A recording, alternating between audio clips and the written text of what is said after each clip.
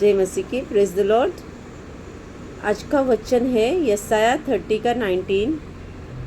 यशाया 30 का 19 में लिखा है, यरूशलेम की रहने वाली सियोन की प्रजा, अब से तुम लोगों को रोना नहीं पड़ेगा। प्रभु तुम पर अवश्य दया करेगा और वह तुम्हारी दुहाई सुनते ही तुम्हारी सहायता करेगा। आमीन। इस वचन के द्वारा परमेश्वर हमसे कहना चाहते हैं, हे यरूशलेम की प्रजा, जो प्रभु यीशु में विश्वास करते हैं, चाहे वो कोई भी धर्म का क्यों ना हो, लेकिन जो यीशु मसीह में विश्वास करता है वो परमेश्वर की प्रजा बन जाता है। और जो परमेश्वर की प्रजा बन जाते हैं, परमेश्वर कहता है तो परमेश्वर उसको कहते हैं जो मेरी प्रजा है। परमेश्वर कहता है जो मेरा नाम को पुकारते हैं, जो मेरा मुझ पे विश्वास करने वाले लोग हैं, परमेश्वर कहता है उसको अब से रोना नहीं पड़ेगा। क्यों? क्योंकि परमेश्वर हम पर दया करेगा। परमेश्वर दयालु परमेश्वर है, दयालु कृपालु परमेश्वर है, वो हम पर दया करेगा।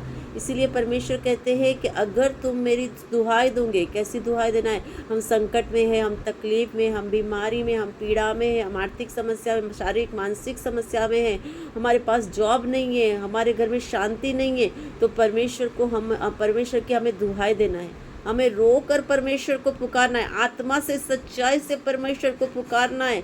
जब हम परमेश्वर को पुकारते हैं, परमेश्वर हमारी सहायता करने के लिए हमारी सहायता जरूर करेंगे और किसी न किसी को हमारी सहायता करने के लिए परमेश्वर खड़ा करेंगे। इसीलिए हमें सच्चाई से परमेश्वर को दुहाई देना है। एक बच्चा जब माँ को पुकारता है, रोता हुआ पुकारता है, तो माँ दौड़ते हुए आती है, उसको गोदी में उठा लेती है। उसी तरह से हर तकलीफ में जब हम दुहाई देते हैं तो हमारी आवाज़ में दर्द होता है, और जब वो दर्द होता है तो परमेश्वर उस दर्द को सुन लेते हैं। और परमेश्वर भी हमारा पिता है, उसने हमको बनाया हुआ है, उसने हमको गढ़ा हुआ है। वो परमेश्वर हमारी दुहाई को सुनता है और तुरंत हमारी सहायता करने के लिए खुद आते हैं, या तो हमको मनुष्य के द्वारा हमारी सहायता करते हैं। इसीलिए हमें परमेश्वर को सच्चे हृदय से पुकारना है, सच्चे मन से पुकारना है। परमेश्वर हमारी सदा सुनने वाला पिता है। इसलिए हमें परमेश्वर को हर संकट में पुकारना है, आत्मा और सच्चाई से। इस वचन के द्वारा हम प्रार्थना करेंगे। Thank you Lord. धन्यवाद प्रभु, आज के सुंदर दिन के लिए, आज के वचन के लिए प्रभु तेरा धन्यवाद करते प्रभु। ये तेरा मुख से निकला हुआ वचन है प्रभु, जो कभी न टलने वाला वचन है मेरे परमेश्वर।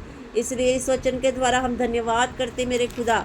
इस वचन के द्वारा प्रभु आपने हमको आशीष दिया मेरे खुदा, हम तेरा धन्यवाद करते मेरे परमेश्वर। इस वचन के द्वारा प्रभु जो आपकी दुहाई देते हैं प्रभु, जो रो रहे हैं प्रभु, जो संकट में है, जो बीमारी में, जो तकलीफ में, जो पीड़ा है, जिनको जॉब नहीं है प्रभु, ऐसे लोगों के लिए मैं प्रार्थना करती हूँ मेरे परमेश्वर। जो भी इस प्रार्थना को देख रहे हैं मेरे परमेश्वर, उन लोगों को इस समस्या से आज़ाद कर प्रभु।